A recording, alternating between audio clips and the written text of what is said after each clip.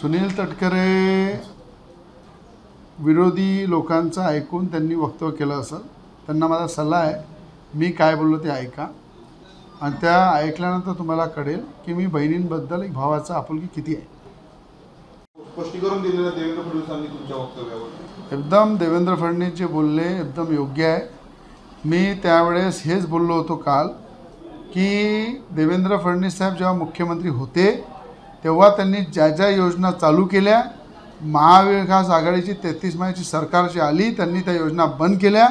उद्या महाविकास आघाडी जर पुढे आली तर या महिलांचा 1500 रुपये महिना बंद होईल आणि महायुती आली तर आम्ही सगळे मिळून मुख्यमंत्री उपमुख्यमंत्र्याला विनंती करू की 1500चे 3000 करा. या वाक्याचं विपर्यास करून कुठंतरी सगळ्या हे जे बोलणारे आहे, विजय वडेट्टीवार असो की संजय राऊत असो, यांना एक तरी आठवते का की उद्धव ठाकरेंनी मुख्यमंत्री असताना महाविकास आघाडीच्या सरकारने एक योजना लोकहिताची आणली असेल. काय केलं यांनी? ठेकेदाराची बिलं काढले, 100 कोटीचा घोटाळा केला, पोलीस भरतीमध्ये पैसे खाल्ले, त्या ठिकाणी जे महाराष्ट्रामध्ये ब्लॅकमेलिंग झाली त्या ठिकाणी वाजे प्रकरणसारखे मोठमोठे प्रकरण घडले महाराष्ट्रामध्ये.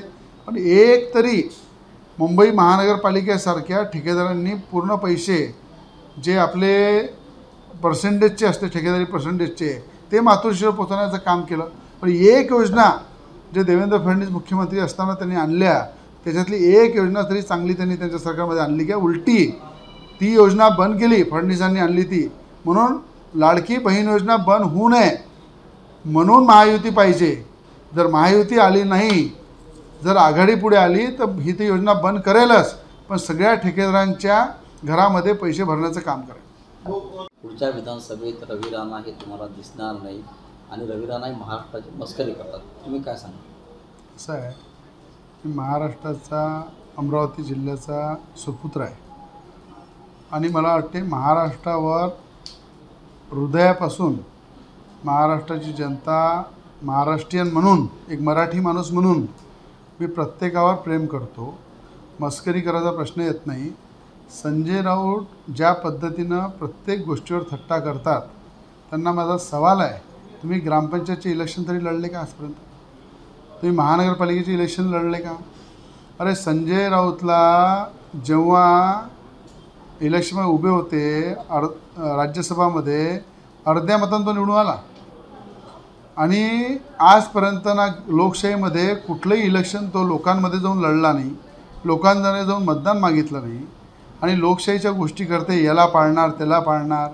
अरे स्वतः संजय राऊतनं हिंमत असेल ना तर माझ्या विरोधात येऊन उभा राहा म्हणा, बडनेरा मतदारसंघात उभा राहा म्हणा, अमरावती जिल्ह्यात उभा राहा म्हणा.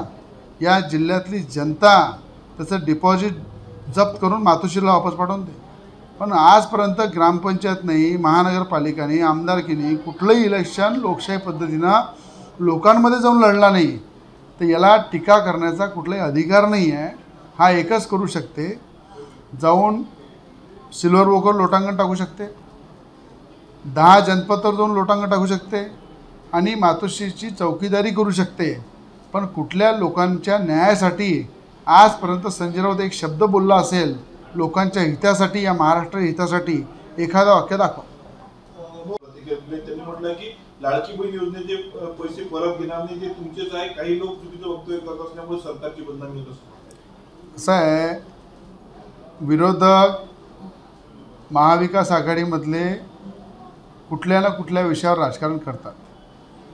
आज अमरावती जिल्हा असो, बडनेरा मतदारसंघ असो, सगळ्या महिलांना त्या ठिकाणी जास्तीत जास्त नोंदणी करणं, जास्तीत जास्त प्रमाणपत्र देणं आणि मुख्यमंत्री लाडकी बहीण या योजनेचा प्रचार प्रसार करणं, हे काम युवा स्वयं पार्टीच्या वतीने आम्ही गेल्या 3 महिन्यापासून पूर्ण केलं. सगळ्यात जास्त नोंदणीसुद्धा आम्ही केल्या. मला असं वाटते की एका बहीण भावाचं जे नातं असते, बहीण आणि भाऊ आपसामध्ये काही बोलू शकतात.